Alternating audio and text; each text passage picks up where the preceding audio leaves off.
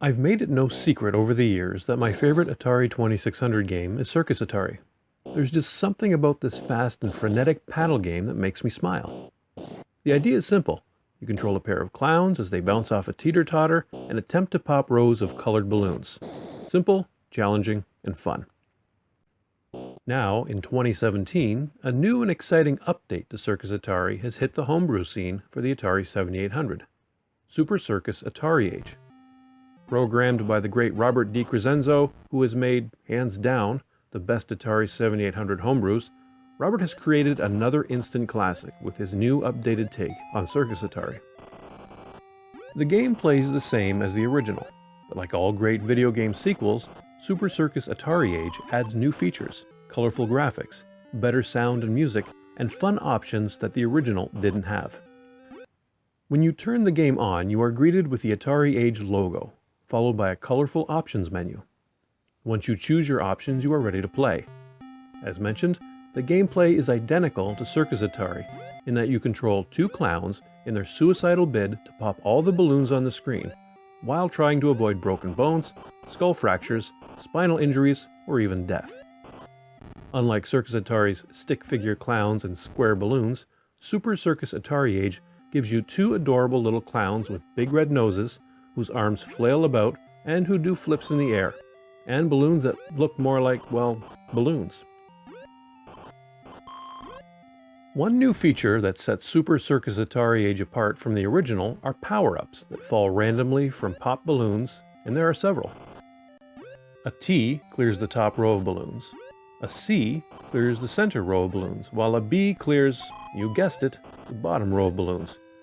In addition to these, there is an S, which slows the balloon's speed across the screen, while an F increases balloon speed.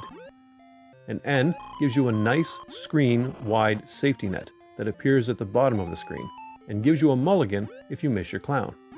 Once the net is used, it disappears, and your clown's need for full medical coverage is once again in play. The final two power-ups are a U, for a kind of breakthrough mode, which allows your clowns to continue through rows of balloons, and finally a P is an extra player. Super Circus Atariage also gives you an array of options to choose from at the beginning of every game. First is a nice option to give you a classic look and feel to the game, making it reminiscent of the original Circus Atari in all its blocky glory. The refill option allows you to choose how the balloons appear on the screen. If you choose row, the balloons will appear once each individual row is cleared, with an associated bonus score for said row clearing. If you choose all, the balloons won't regenerate until every balloon is cleared. In addition, this mode allows for a boss balloon to appear on screen. Coming in the form of the AtariAge logo, it must be hit 10 times to beat it. There are also bonus items that you can hit for points, such as the bat from Adventure. Depending on which refill option you choose, will also affect when you get a bonus clown. In row option, you receive a bonus clown after clearing the top row of balloons, and the all option nets you a bonus clown when the entire screen of balloons is cleared. The difficulty option allows you to choose from easy, medium, and hard, which will affect the speed increases, if any, which your clowns will be subjected to. There is also the requisite option for one player, two players alternating, or two players simultaneous, which, although I wasn't able to try, looks and sounds like it would be a blast to play with another person. Finally, you can choose between using a joystick, paddle, or driving controller. Of course, a paddle or driving controller would be the recommended suggestion, but it is a nice option if you only have a joystick to use. If all that wasn't enough, the difficulty switches are utilized on the 7800. The left difficulty switch is used to determine whether two players share or have their own set of balloons in the two-player alternating game. The right difficulty switch allows you to choose between having moving barriers in the game, an option that also appears in the original Circus Atari under certain game variations. In addition to the colorful, updated graphics and animations, Super Circus Atariage has much better sound and music.